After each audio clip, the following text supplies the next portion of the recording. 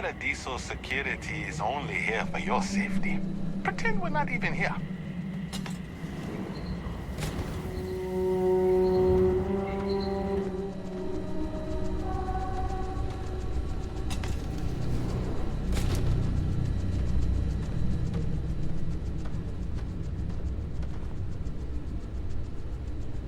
Welcome to Paradiso. Jiro Sugiyama at your service. Do you have a security concern, or is there something else I can help you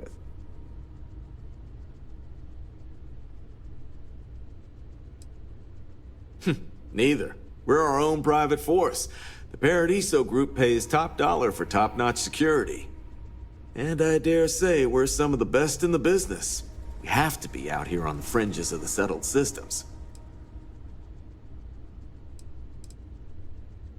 Ah, yes, of course. I'm glad you came. As you can imagine, we're in a bit of a predicament. Under normal circumstances, we would not enlist outside help in this manner. But this is a matter we can't afford to worry our guests about. As such, we need to handle this discreetly. Failure on your part to do so could have severe consequences. So, before we proceed, can you swear not to discuss this with anyone else unless explicitly directed to do so?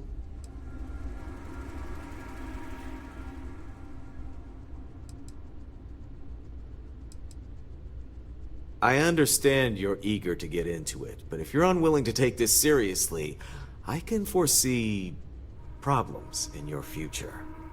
Not too long ago, a strange and enormous ship appeared in Porrima space. It is now locked in orbit around our planet. So far, it doesn't seem to be hostile, but any attempts to communicate with it have been in vain, so we're unsure of the ship's intentions.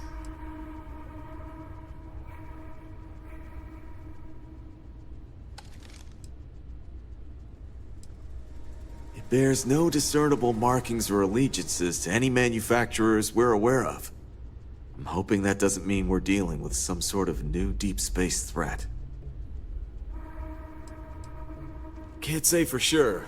Looks worn, but not cobbled together like a Crimson Fleet junker. Others have been saying it's some new Varun design, a gigantic battleship with hidden armaments preparing for assault, but that doesn't check out either. There's also been talk about non-human sentient life. The comms data we received might support that, but humanity's spread far and wide and no one's ever encountered anything like that. Still, first contact. Could you imagine?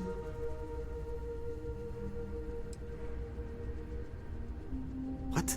No, geez. Let's not be hasty. First, see if you have more luck communicating with them. If not, you may have to try boarding. Whatever you do, it's important to remember to seek diplomacy with who or whatever's on board. As soon as you have any more information, report to Oliver Campbell. He's the CEO of Paradiso. All formal decisions will need to go through him, and he'll have your pay. Good luck.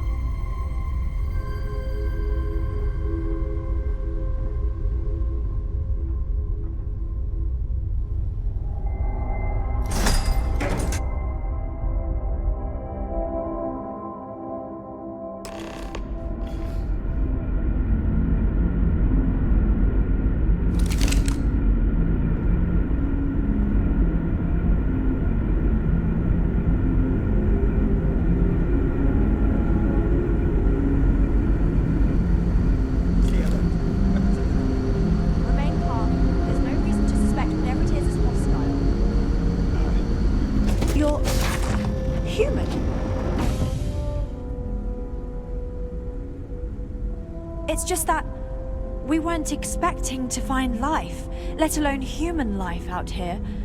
We thought we were the only ones to leave Earth. Perhaps we should greet our guests. Of course. Manners. I'm Captain Diana Brackenridge. This is Security Officer Bomani Reader. And this is Dr. Mabuti da Costa, one of our elders. A pleasure to meet you.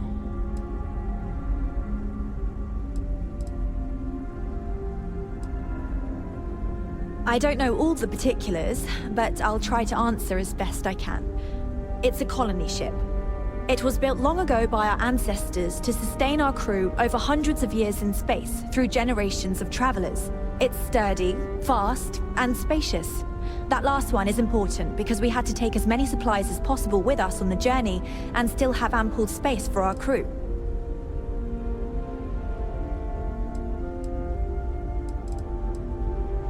You've come aboard the Earth colony ship, Constant. Generations ago, we set forth from the planet Earth with the mission of colonizing a new habitable world, in the spirit of our ancestors nearly a millennium ago.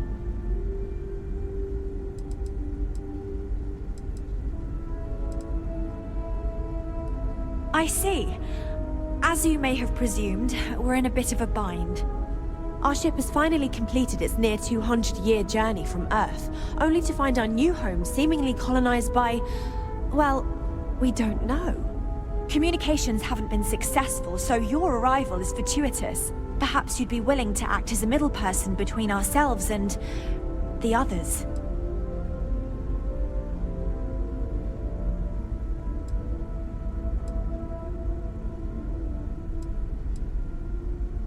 Ah, your question confirms one of our recent theories. It would seem that some form of faster-than-light travel or space-bending technology was invented during our long journey. That would explain why we would find people this far out into space. I guess technology leapfrogged us at some point. Interesting. I can only imagine that our predecessors didn't believe the technology would ever work, and so they made the decision to leave when they did.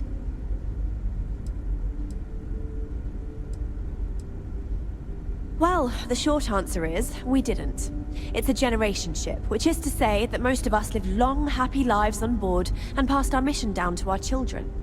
It was never intended that the original crew would make it to our destination. The goal was always the preservation of the human race above all else. Though, it would seem that was perhaps a bit presumptuous.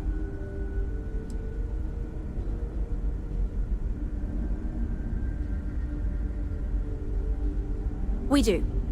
Well, sort of. We saw structures using our surveying equipment. We've also seen the various ships pass us by. Some even seemed to want to communicate, but couldn't. Of course, we had no idea that they were being piloted by other humans.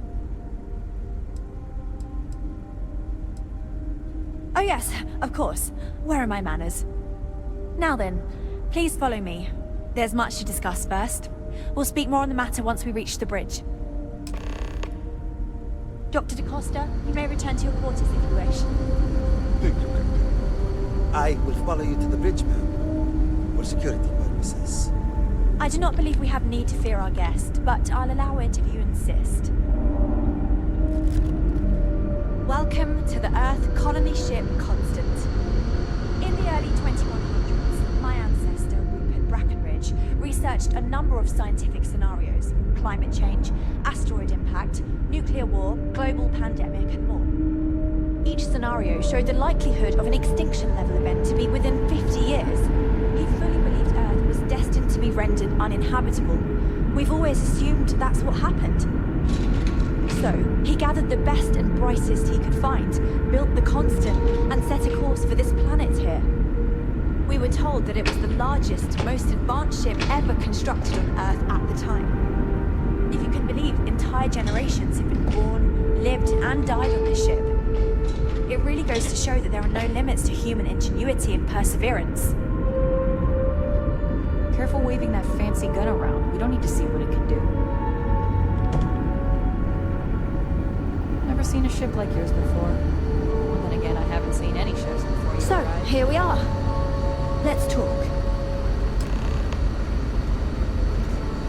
Now that you're here, I can finally give my crew a chance at a new life. I think I'm coming up on 6 years now. I was only a teenager when my father died, passing command of the ship to me, as is tradition. Because of that, I've had to sort of learn as I go along, instead of taking years of study and apprenticeship under the prior captain. I think some people on the ship resent me for not having the level of experience as my predecessors. But at the same time, without my command, we likely wouldn't have made it here so quickly.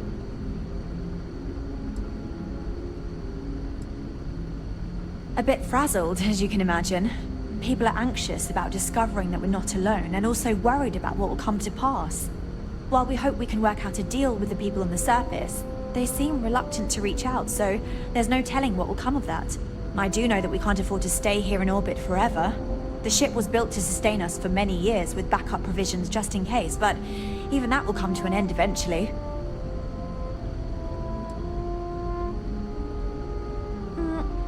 Difficult is the wrong word. It can be both challenging at times and also exciting. Our mission was to rebuild humanity on a distant world, believing that we were Earth's last hope. To think that while there has always been a Brackenridge in the captain's chair, that I am the one to finally oversee our journey's end is truly exhilarating. But with this stumbling block in our path, at this final moment, I fear tough choices will need to be made. Well, as I mentioned, we've been unsuccessful in communications with anyone up until you arrived, though not for lack of trying. But since you're asking, maybe you'd be willing to be a sort of diplomat between us and them as we attempt to resolve our situation. Does that sound agreeable to you? Ah, so they have a name. Paradiso. And it sounds promising that they sent you here to speak with us. You see, we intended to settle here, but we assumed that they intend to defend their claim given their presence here. We'd like you to go speak to them on our behalf and help us negotiate a solution, preferably one that favors us.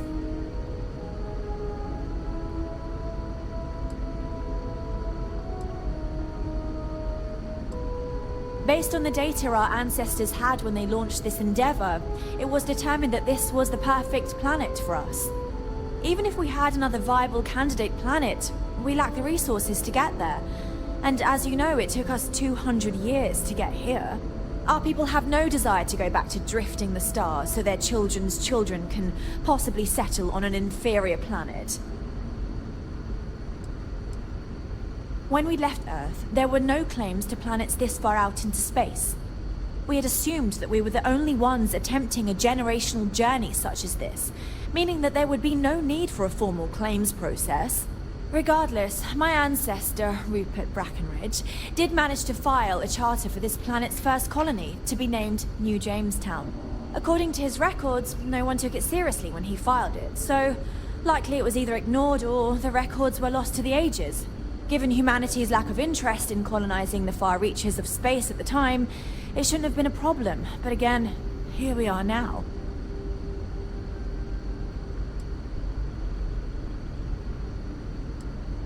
Excellent. Make no mistake, this is our planet, and we intend for them to see this our way. So, speak with their leadership and see if you can negotiate a solution on our behalf. Preferably, get them to see things our way. Report back to me and let me know what they say, and we'll go from there.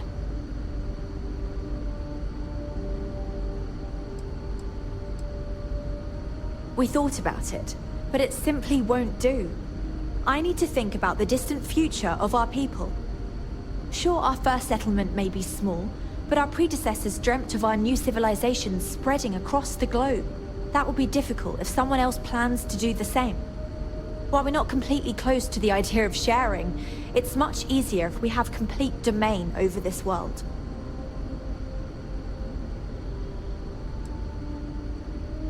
Now, it makes little sense to give up before you try. Thank you, and good luck.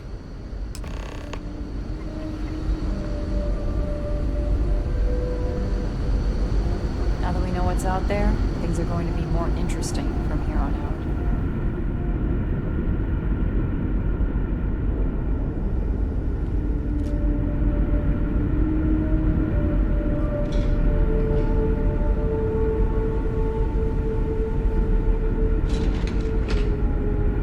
just stay out of trouble.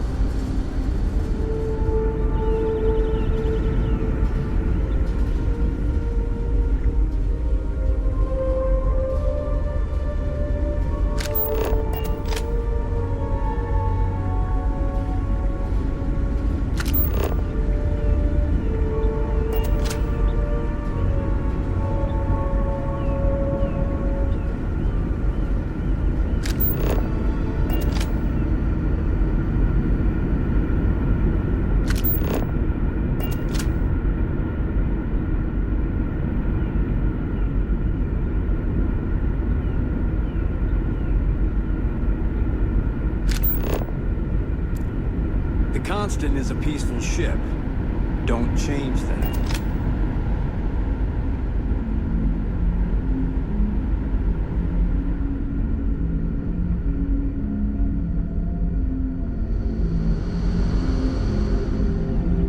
We've got strict rules around here. They're strict for a reason. Just because our equipment's old, doesn't mean it won't work to take down trouble.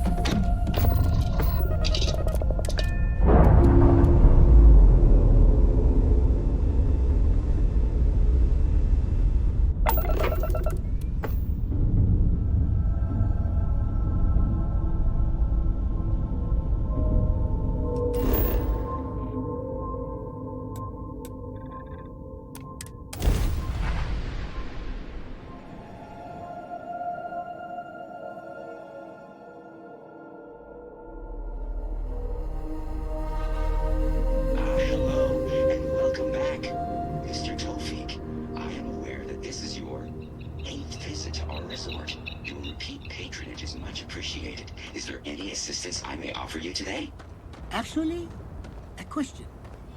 Usually when I come here, the shuttle takes us.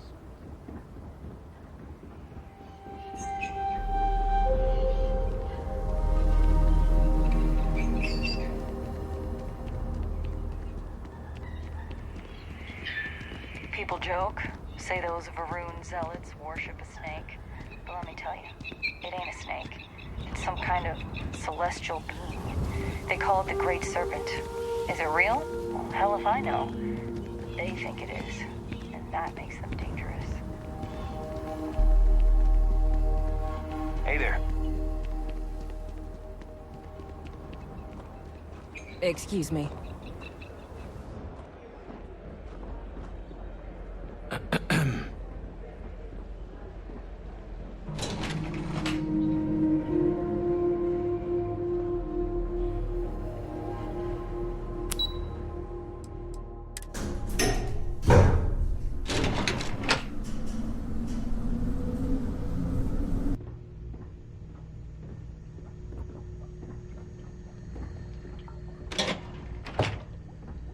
Let me know if I'm able to help with anything. Hi there. I've got a lot on my plate right now, but I'm happy to help if you need it. Between you and me, I'm kinda glad most of the execs never show up to work. Don't worry about us. Excuse me, you can't just waltz in there. Do you have an appointment?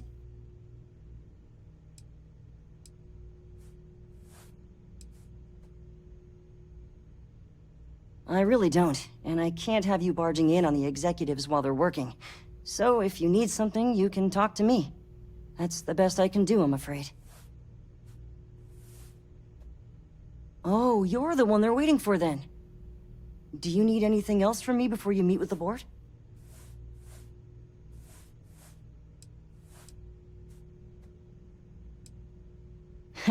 What I could tell you would get me in a lot of trouble. Most of them are typical sea-level execs. I doubt you even need to use your imagination for that. The ones that show up to work day to day, at least. I swear, I've never even met some of them, because they chill at their own private secluded beach homes all the time. Anyway, be smart around Oliver. He's got a way of getting what he wants without you realizing it. And that's all I'll say.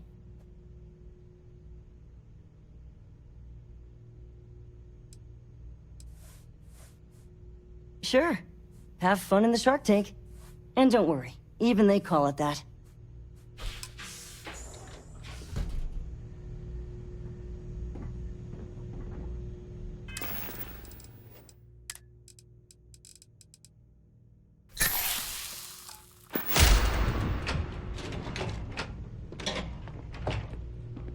I just feel that we should be focusing on the natural beauty of this planet, not our amenities. There are millions of planets out there. People can go to any one of them.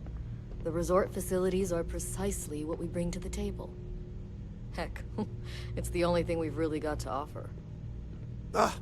I don't want to risk us coming off as just another artificial, shady, trash-filled dump like Neon. That's not who we are. We've got something special here. We should embrace that. Belom's right. Thank you. We don't want to compete with Neon. Bayou's ruthless. He'll do anything he can to eliminate the competition. We don't need that kind of trouble. That being said, I think there's a middle ground. Maybe build up the beachfront at a boardwalk amusement park. I've had this idea to build artificial hot springs, that sort of thing. We'll make some time for you, but keep it quick, yeah?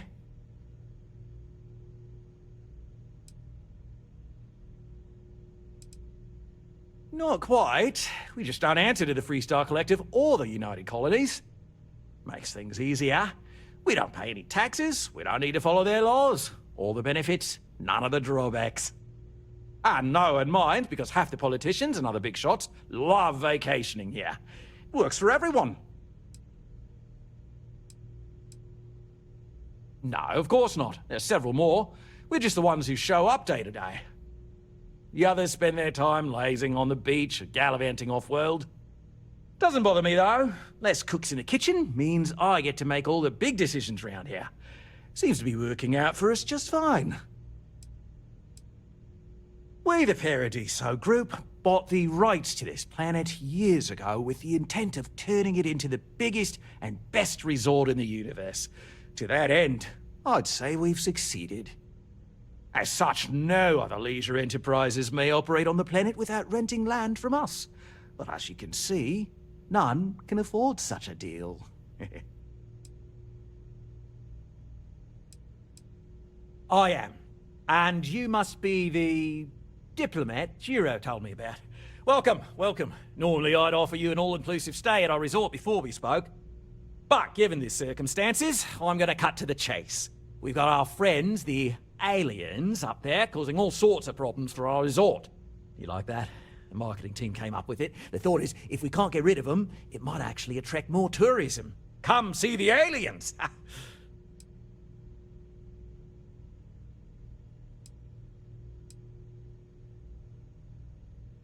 You'd be surprised what people fall for. Locally sourced island fruit essences, for instance.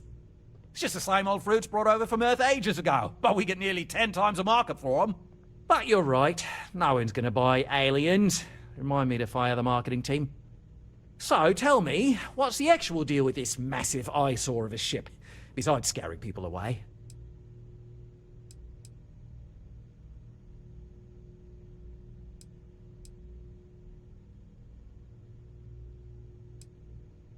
I'd say you're full of it and might have been watching too many movies. Now, instead of wasting my time, want to tell me what it really is?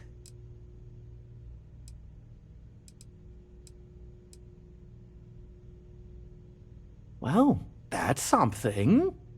Shame we can't just tell them kindly to bugger off. Something tells me that's not going to work. Now, tell me, What are we going to do about it? Give me some proposals, people. I need something to work with here. We could offer to resettle them here. There's more than enough space. They could stay here, temporarily, but it'll cost them. Quite a bit, too. They'd need to work off all their debts before being allowed to leave. Maybe not. What if we help them get out of here? Outfit their ship with a grav drive so they can find a new home. We could even lend our engineers to help and give their captain an updated star map. What do you think? Sounds costly. We can't absorb that cost, and it's unlikely they even have compatible currency, let alone enough for the transaction. Someone else would have to foot the bill. Oh, I swear this would be a lot easier if they ceased to exist entirely. Anyway, Seema's got the right idea. Either works for me. Just tell me what you want to do.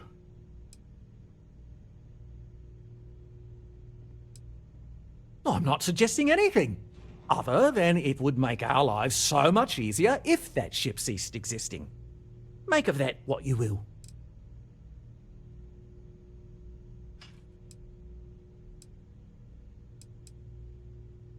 We own this planet, they don't. Here at Paradiso, we don't like leaving things to chance. Who knows what these people will do with their land? Imagine the landscaping disasters they might come up with, and how that might mar the satellite imagery of the planet in our brochures. No, much better to assimilate them into our culture if they come here to live, rather than leave it to chance.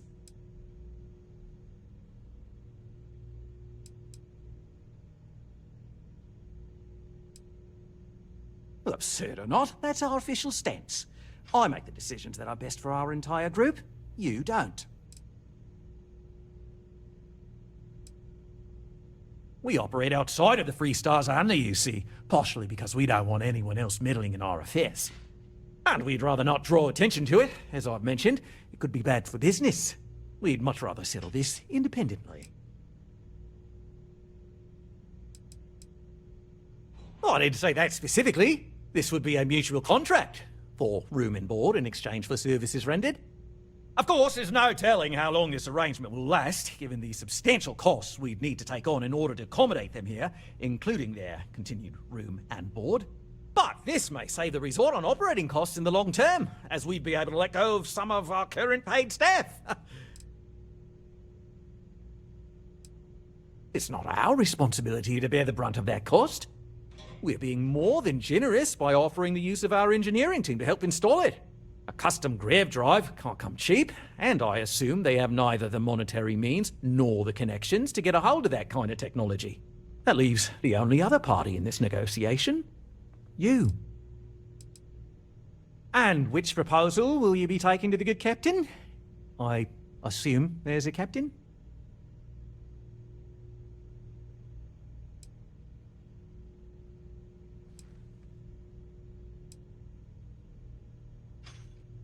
They'd be hard-pressed to defend their claim in any courts. Our charter goes back years. It was registered with both the UC and Free Star Collective, per the Centaurus Proclamation. We may be outside the settled systems, but that charter's official as can be. I'm sorry, but you're going to need to be the one to break the news to them that they need to make a compromise or leave. I have no idea, because I'm not suggesting anything of the sort. But it's a wonder that old ship made it all the way here in such a relatively short time. Must have really been pushing themselves. An engineer friend of mine told me once that the reactors on those old ships have a tendency to self-destruct if they overload. Of course, their engineers must have taken great care not to push it too far. Someone would likely have to override the safety systems in the reactor computer. But who would do such a thing? Ah, good on you. You want to see a man named Benny St. James over at Hope Tech. He's the best in the business. If anyone can retrofit a 200-year-old ship with a modern grav drive, it'd be him. We'll coordinate our engineering team with his when you return, though you may have to help the Constance engineers prepare for it on their end. Good luck. Right. On behalf of the Paradiso group, we appreciate your help. Sounds good. I'll look into what that will cost us, and we can circle back around to this.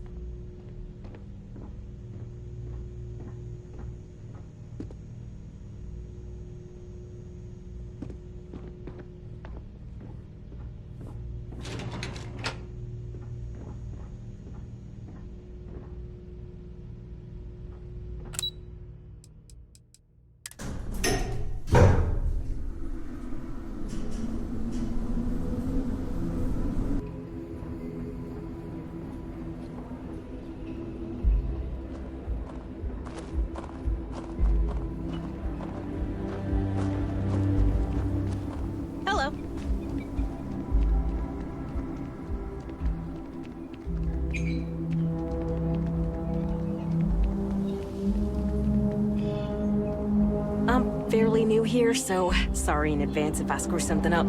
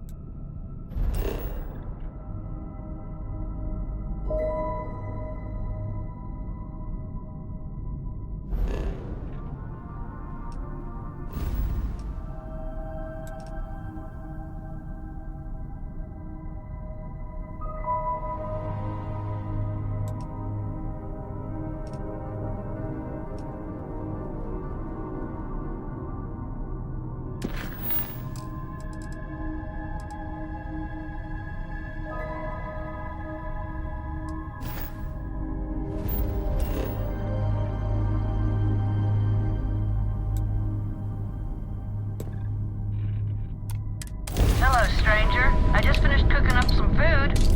If you want to come on over, just pop on by.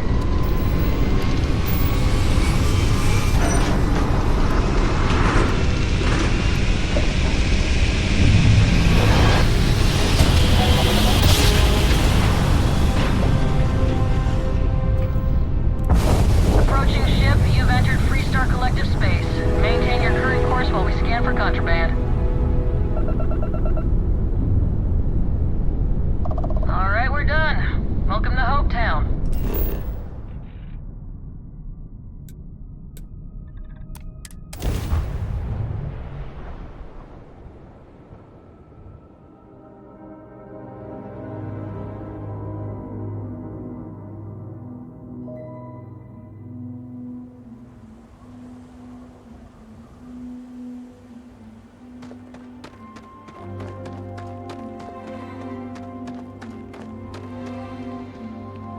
One hopes the best thing that happened to us. Always something good on around here. I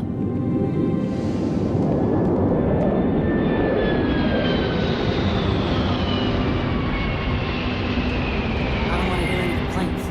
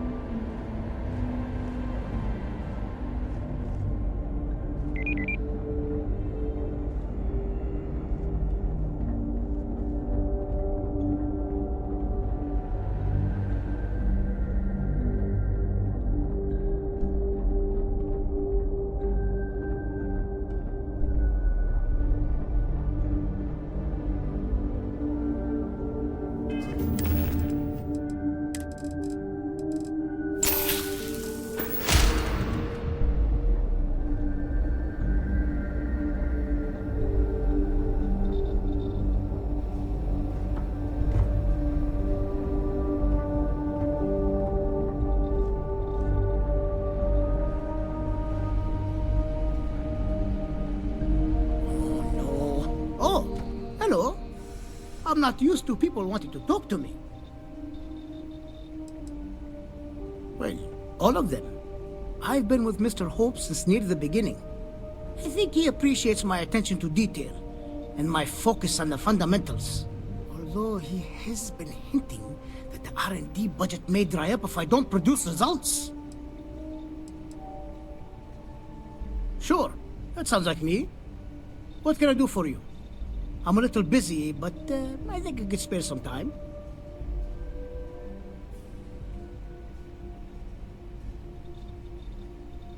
Oh, you should have just said that. Of course I can help you. Oliver sent a courier ahead of you. I did some research on ships from that era, and I have a decent idea what we're dealing with. So Grav drives didn't really take off until after the ship was built. But I've got access to an ancient Grav drive that looks like it could be compatible. It's some minor adjustments.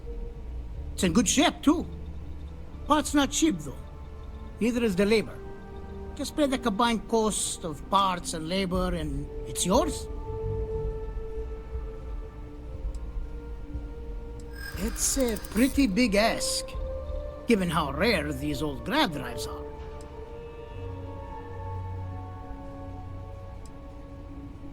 Maybe it is selfish of me to demand such a price.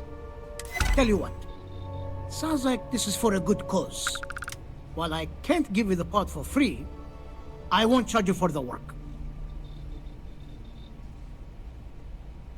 You're darn right it is. I'll get to work on it right away. I recommend you go back to the ship and ask the captain to prepare for its retrofit. Standard stuff. I'm sure they have an engineer on board to help. We'll send the part along when it's ready and install it with the help of Oliver's people. Pleasure working with you.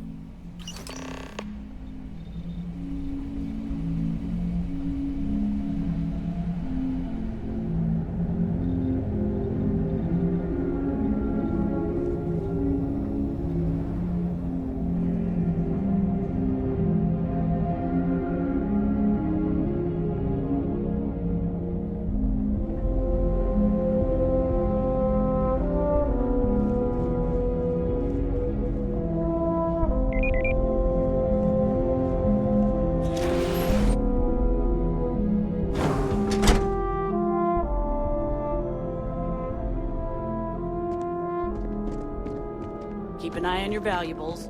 If you can't protect your own, you don't belong here.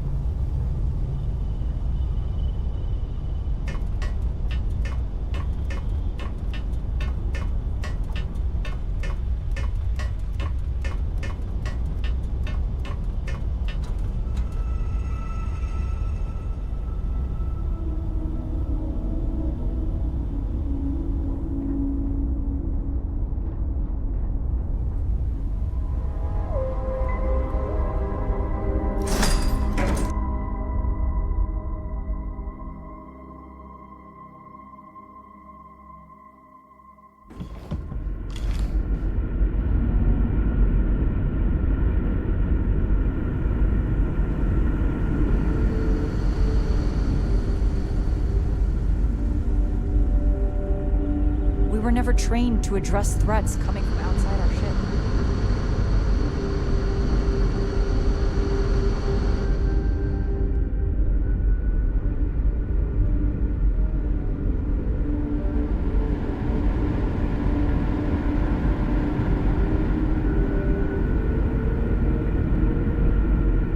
Just because our equipment's old, doesn't mean it won't work to take down troublemakers.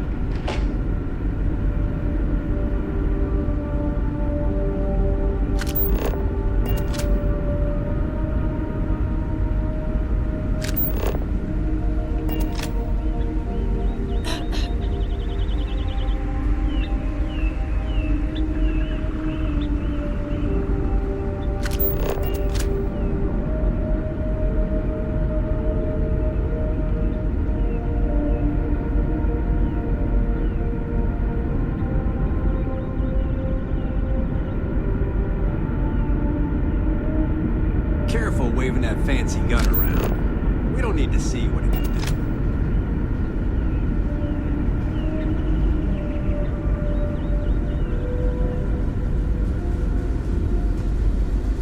I can't tell you how many times I've had to make do with inelegant solutions to complex technical problems. I was hoping to talk to our visitor from outer space, and here you are! Welcome, welcome! I have a million burning questions, but I won't overwhelm you. There will be plenty of time for that later. Please, indulge me just a couple. How did you do it? Did humanity finally discover faster than light travel and eclipse our poor old ship? Oh, I've heard of this technology, but always believed it was theoretical in nature. Maybe we can talk about it in more detail later. I'm sure you have more pressing matters to handle. I've waited this long. What's a little longer, eh? Oh, I've got so many questions, but I'm being rude. I haven't even given you my name. Chief Engineer Kazemi, but you can call me Amin. And, I might add, I'm one of the reasons we're still floating out here today.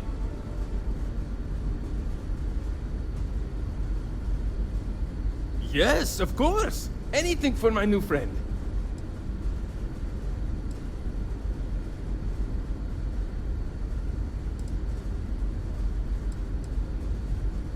Ah, great question. I do not know for sure, but I can venture a guess. All of the reading I've done on the matter suggests that at the time, there was uncertainty that the technology would ever work, or if it did, that it would work at the scale we needed.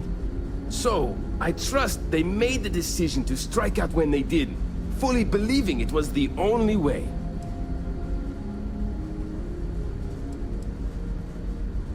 Many years ago, when I was a junior engineer, the reactor's computer burned out. The computer that controls the reactor's various regulators. I'll spare you the details, but when that happens, the ship and everyone on it is in danger of turning into a mess of hot slag. I had to jury-rig parts from old media devices to prevent a meltdown.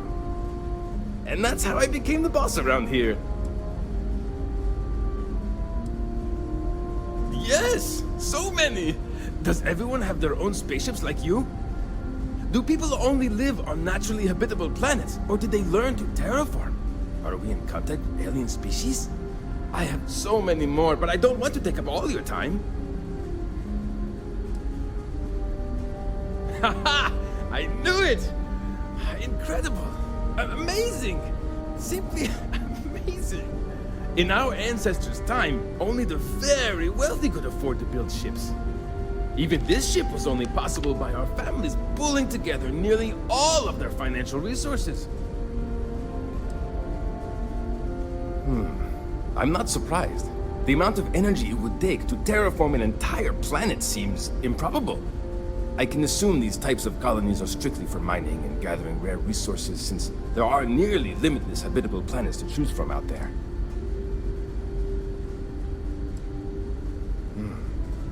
Disappointing, but not unexpected. When you showed up, I tried to tell the others about the Fermi paradox. I suggested that the most likely explanation for you was that humanity had developed faster, more advanced technology and had leapfrogged us. Seems I was right. Thank you for taking the time to talk with me. I can have a bit of a big personality, I'm told. So let me know if I ever get on your nerves. What Grav drive?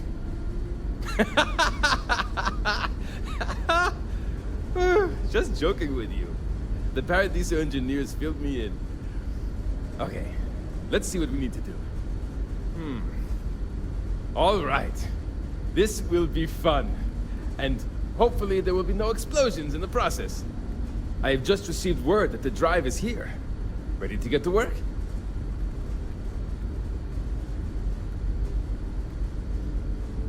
You do? Well, this should be a bit easier, though I must remind you, the ship is much older than the ones you're likely used to working on. So, listen to me first. First thing I need you to do is reroute the power from the port turbo pump to the auxiliary cryogenic radiator. Then, turn the plasma runoff inhibitor function to 5%.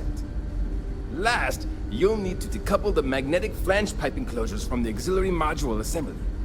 Got it? Let's hop to it!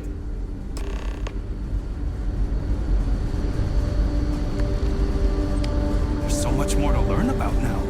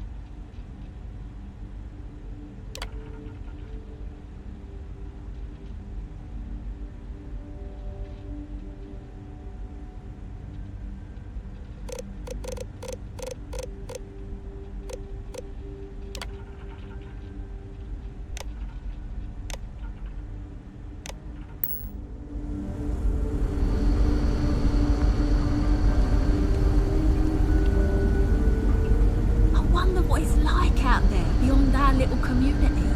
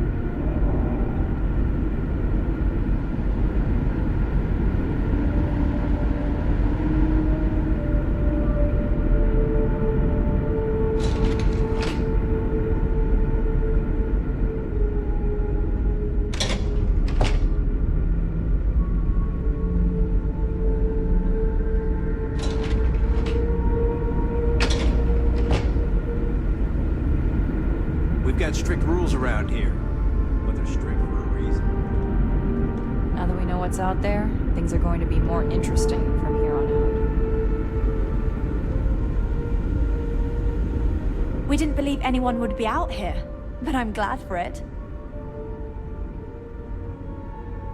Well, well, it would appear we have the means to go nearly anywhere now, thanks to you. The engineers even upgraded our communications equipment so we can speak with passing ships. Turns out it was a pretty easy fix. Thank you again for all you've done.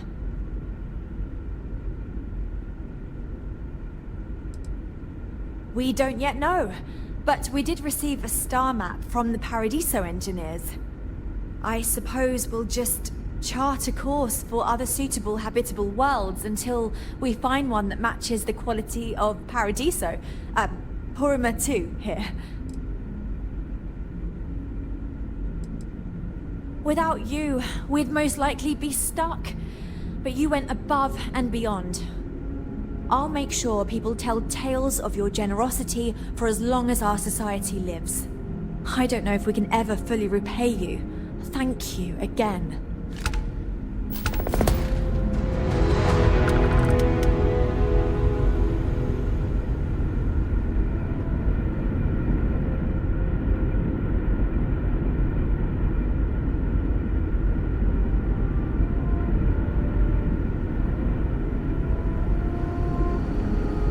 The Constant is a peaceful ship. Don't change that.